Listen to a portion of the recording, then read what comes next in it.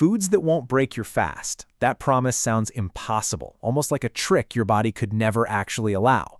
But the real secret has nothing to do with calories at all. It's about one single hormone that controls whether fat gets burned or locked away. Most people treat fasting like a war, fighting hunger every hour, gritting their teeth until they quit. They believe one tiny bite instantly destroys every benefit they've worked so hard to build. But your biology doesn't care about internet rules or fear-based food lists you've memorized. Your body runs on insulin, ketones, and deep cellular signals, not opinions. Today, we're breaking down 7 foods that won't break your fast and exactly why. You'll learn what actually locks your fat stores shut and what quietly keeps them open instead. You'll discover how to fast with intelligence, not obsession, fear, or guesswork. If hunger, low energy, or fear of doing it wrong has stopped you, this changes everything. Stay until the end because the mechanism behind each choice will surprise you completely. And if you love science explained simply, subscribe now so you never miss what's coming. Let's start with the truth almost nobody explains clearly enough. When you stop eating, your body does not panic or shut down in fear. Instead, it activates a survival system built over tens of thousands of years of evolution. Normally, when you eat, carbohydrates break down into glucose that fuels your entire body. That's sugar-burning mode, fast and convenient, perfect for times when food is everywhere.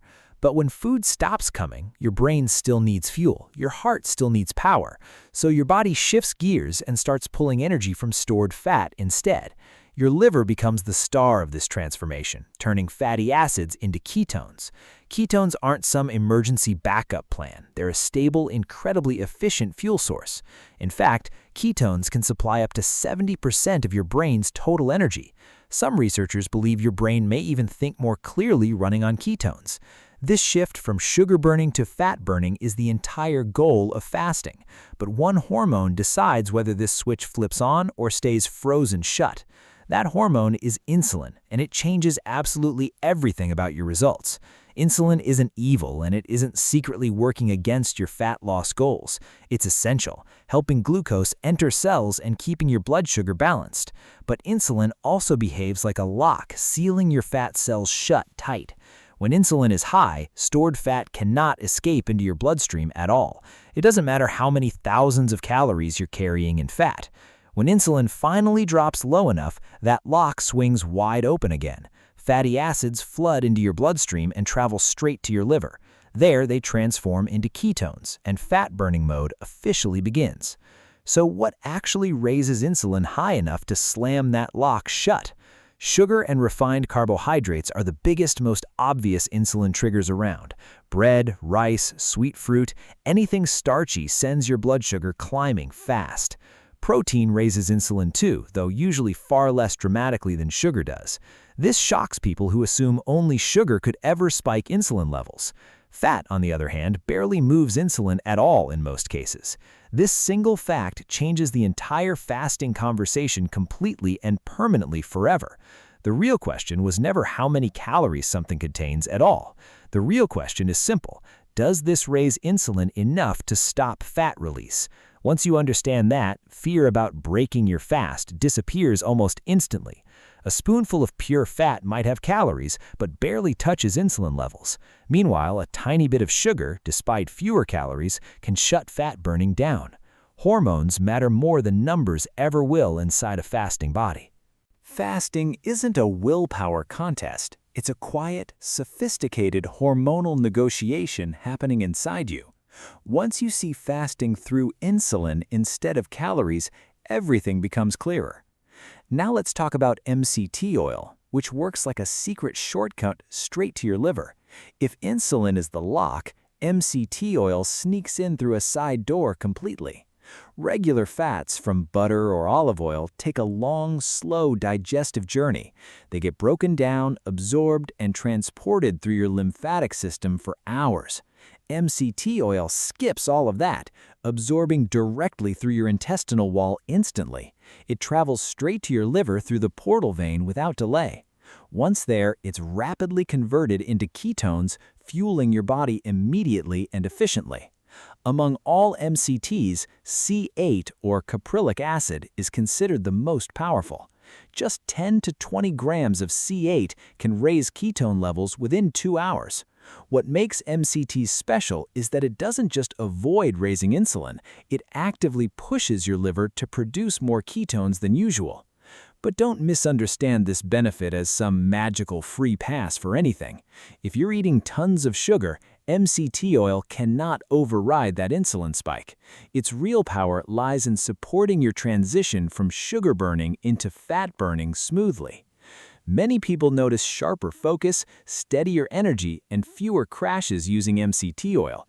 Still, your gut needs time to adjust to this fast-absorbing fat source. Too much too soon can cause cramping or loose stools temporarily and uncomfortably. Start with just 1 teaspoon daily, working slowly up to 1 tablespoon. Intelligent fasting isn't about adding more, it's about using tools wisely and carefully. MCT oil isn't some internet gimmick, it's grounded firmly in real physiology and biochemistry. Used correctly, it makes fasting more sustainable, comfortable, and energetically stable overall. Next, let's talk about black coffee and unsweetened tea, your gentle metabolic allies during fasting. Unlike MCT oil's forceful push, these work subtly, quietly supporting your body's natural rhythm. They contain virtually no calories, no sugar, and almost no protein whatsoever.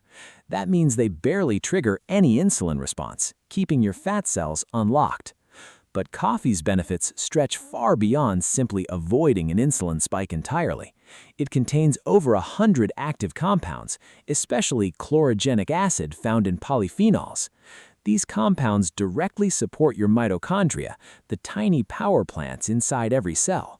When mitochondria function better, your body burns fat more efficiently throughout the day. Coffee isn't neutral during fasting, it actively supports the very process fasting targets. Caffeine stimulates your nervous system, slightly raising adrenaline and releasing stored fatty acids. This makes more fuel available for your body to burn as energy. Some studies show caffeine can modestly boost metabolic rate in the short term. Green tea offers similar benefits, but delivered in a gentler, calmer way. It contains EGCG, a compound widely studied for supporting fat metabolism naturally. Combined with lower caffeine, EGCG may enhance fat burning without harsh, jittery stimulation. Green tea also contains L-theanine, an amino acid promoting calm, focused alertness instead. It balances caffeine's edge, letting you feel awake without feeling anxious or wired. But these benefits only apply when coffee and tea stay completely pure.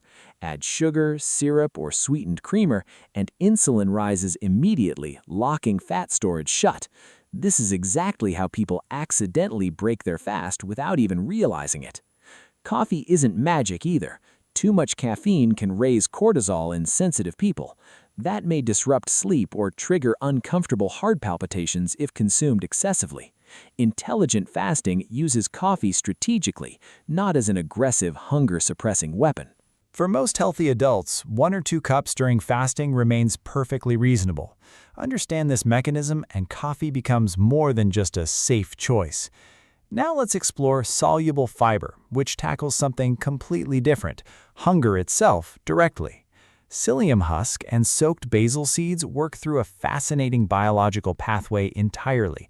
Your body lacks the enzymes needed to digest this particular type of fiber, so even though the label lists calories, you never actually absorb that energy. Instead, it travels mostly intact down into your colon's bacterial ecosystem below. There, trillions of gut bacteria ferment that fiber into short-chain fatty acids instead. These molecules, like butyrate and propionate, nourish your gut and signal your brain directly. They stimulate hunger-reducing hormones like GLP-1 and peptide YY throughout your bloodstream. Your brain receives a message that energy needs are being met satisfactorily. This is the gut-brain axis working quietly behind every hunger pang you feel. A teaspoon of psyllium husk in water often noticeably reduces appetite intensity. Some observational research found participants using small fiber amounts sustained longer fasting periods. This doesn't mean everyone needs extended fasting or extreme dietary practices whatsoever. It simply proves hunger isn't only about an empty stomach growling loudly. It's shaped by hormones and microbial signals working together beneath the surface. Soluble fiber doesn't spike blood sugar or stimulate insulin like starches do. So if your goal is low insulin and continued fat burning, fiber generally supports that. Just remember, moderation matters. Too much fiber without water causes uncomfortable bloating fast. Every microbiome differs slightly, so individual reactions to fiber will vary naturally. This isn't a loophole, it's a strategy rooted in understanding your gut-brain connection deeply. You're not eating for calories here, you're negotiating directly with your own microbiome. Heavy cream sparks constant debate, with people arguing both extremes passionately and confidently. Some claim any drop of cream instantly breaks a fast completely and permanently. Others insist pure fat is always harmless, no matter how much you consume. The truth sits somewhere in between, and insulin remains the deciding factor here. Heavy cream is mostly fat, with very little carbohydrate or protein content included. Small amounts typically don't trigger a meaningful insulin response inside your bloodstream. 1 tablespoon, around 40 calories, generally won't remove you from ketosis entirely. But ketosis and deeper fasting physiology aren't exactly the same thing biologically. Processes like increased AMPK activity or reduced mTOR signaling can be more sensitive. Adding cream shifts you from zero energy intake toward minimal energy intake instead. The real issue becomes dosage. 1 tablespoon differs wildly from 3 or 4. At that point, you're not drinking coffee anymore, you're drinking breakfast essentially disguised. Even fat calories can shift your body toward burning incoming fuel first. This doesn't destroy fasting benefits entirely, but it slows stored fat mobilization noticeably. There's another subtle detail worth mentioning about cream's interaction with coffee's antioxidants. Fat may bind certain polyphenols, slightly reducing their absorption into your bloodstream. Black coffee alone remains more optimal if maximizing antioxidant intake matters to you. Still, if cream helps you sustain a longer fast comfortably, it's a fair compromise. Just watch commercial creamers carefully. Many hide sugar, syrup, or milk proteins inside. Read every label, choose pure, unsweetened cream, and understand exactly where you stand. 1 spoonful won't collapse your metabolic state, but a dessert coffee absolutely will. Nuts might surprise you the most, since they contain protein, fat, and carbohydrates together. How could something so complex fail to disrupt ketosis during a fast? Researcher Walter Longo at USC tested exactly this question in a controlled study. Participants fasted overnight, some drinking only water, others eating a high-fat nut bar. Surprisingly, blood ketone levels barely differed between the water group and nut group. The nut bar's fat-heavy, protein-light composition simply didn't trigger a strong insulin response. Macadamia and pecans especially skew high in fat, low in protein content. When protein and carbs stay low, insulin barely moves, letting fat burning continue uninterrupted. But context matters enormously here. A small handful differs completely from an entire bag. As calories climb, even from fat, your body may prioritize burning incoming fuel. Quality counts too. Plain nuts differ wildly from honey-roasted or caramel-coated versions. Even a little added sugar can spike insulin and interrupt fat burning immediately. Many healthy snacks secretly hide sugar, so reading labels remains absolutely essential always.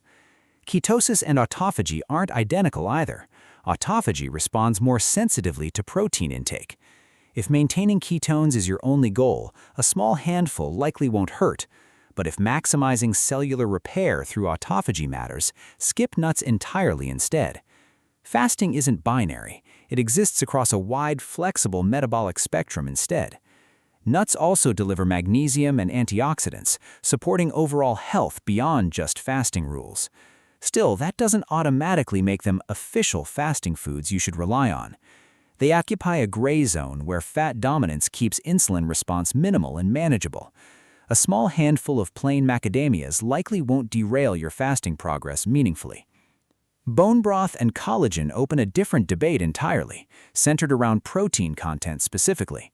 Some swear it's completely safe. Others insist even 1 gram ruins everything instantly. As always, the truth depends heavily on your specific fasting goal and intention. Both contain amino acids like glycine and proline, which do stimulate insulin somewhat. The rise is smaller than carbohydrates cause, but it's never truly zero either. A small serving, around 10 to 15 grams of protein, produces a mild response. For most healthy people, that's not enough to fully halt fat mobilization. If fat loss and ketosis are your priority, modest protein likely won't derail things. But if your goal is maximizing autophagy, that cellular recycling and repair process matters. Autophagy seems more sensitive to protein than ketosis does, research increasingly suggests strongly. Even small protein amounts may partially reduce autophagy's intensity during your fasting window. It won't stop entirely, but its effectiveness may noticeably diminish somewhat during that time. One real advantage of bone broth is its natural sodium and potassium content. Extended fasting often causes your body to excrete more sodium than usual. This can trigger dizziness, fatigue, or headaches, often called the keto flu feeling. A cup of bone broth helps replenish electrolytes and ease those uncomfortable symptoms. But watch out, some commercial broths sneak in added sugars or starchy fillers. Choose pure, simple ingredients and read every label before trusting a product completely. If you're fasting daily for 16 to 18 hours, bone broth may help sustainably. But for longer fasts targeting autophagy specifically, staying protein-free aligns better biologically. Fasting exists on a spectrum. Broth won't remove you from fat-burning mode entirely. Understanding this distinction lets you choose intentionally, rather than following vague online rules blindly. Now, here's the section most people completely overlook, hiding in plain sight everywhere.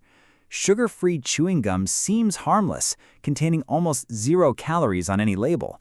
But chewing triggers your cephalic phase response, a reaction sparked purely by taste and motion. Even perceived sweetness can signal your brain to anticipate incoming food arrival. This may stimulate digestive enzymes and, in some people, trigger mild insulin release. Artificial sweeteners in gum can also increase cravings for certain sensitive individuals unexpectedly. 0-calorie flavored drinks carry similar hidden risks that most people never consider. A 0-calorie label doesn't guarantee 0 biological impact on your hormones whatsoever. Certain sweeteners may affect your gut microbiome or provoke unpredictable insulin responses individually. If stability matters most, plain water, black coffee, and unsweetened tea remain safest. Amino acid supplements marketed as fasting-friendly deserve careful scrutiny before you trust them. BCAAs, EAAs, and free-form aminos are still biologically active protein components technically. Protein in any form stimulates insulin and activates mTOR, a cellular growth signal. If your goal is autophagy or reduced growth signaling, amino acids directly oppose that. Always check labels for hidden sugars like dextrose or maltose in supplements. These often hide inside vitamins, electrolyte powders, or fillers you'd never suspect otherwise. Small amounts might seem harmless, but cumulative exposure across multiple sources adds up. Protein isolates function similarly. Even purified whey contains 20 to 25 grams protein. That's enough to trigger a measurable insulin response during your fasting window unexpectedly. Intelligent fasting doesn't require obsessing over every molecule you encounter throughout your day. It simply requires honesty. If something tastes sweet or flavored, question it carefully. Ask yourself, does this contain sugar, protein, or amino acids hiding somewhere inside? If yes, it's not metabolically neutral, no matter what clever marketing claims otherwise. So here's the one idea that should stick with you long after this ends. Fasting was never really a calorie game, it's always been a hormone game. Specifically, it's about insulin and whether your body can access stored fat freely. MCT oil pushes ketone production forward. Coffee and tea support fat mobilization naturally. Soluble fiber calms hunger through your gut-brain connection, quietly and effectively working underneath. A little heavy cream may barely raise insulin at all in small amounts. A modest handful of high-fat nuts can maintain ketosis in the right context. Bone broth stabilizes electrolytes when your body genuinely needs that extra support. But hidden sugar, protein isolates, or sneaky 0-calorie drinks can quietly halt fat burning instantly. So stop fearing every single calorie like it's some dangerous, forbidden enemy waiting nearby. Instead, understand the mechanism and make intentional, informed choices rooted in real science. You don't need an endless forbidden list memorized perfectly in your head. You need one simple question guiding every decision you make while fasting. Does this raise insulin enough to stop my body from burning fat? Once you truly understand that, fasting becomes flexible, intelligent, and genuinely sustainable long-term. You stop chasing internet myths and start trusting real, evidence-based physiology instead completely. If this breakdown gave you clarity, subscribe now so you never miss what's next. We'll keep exploring insulin, autophagy, fat burning, and metabolic health in simple, honest terms. Your body was never working against you. It's simply responding to every signal you send.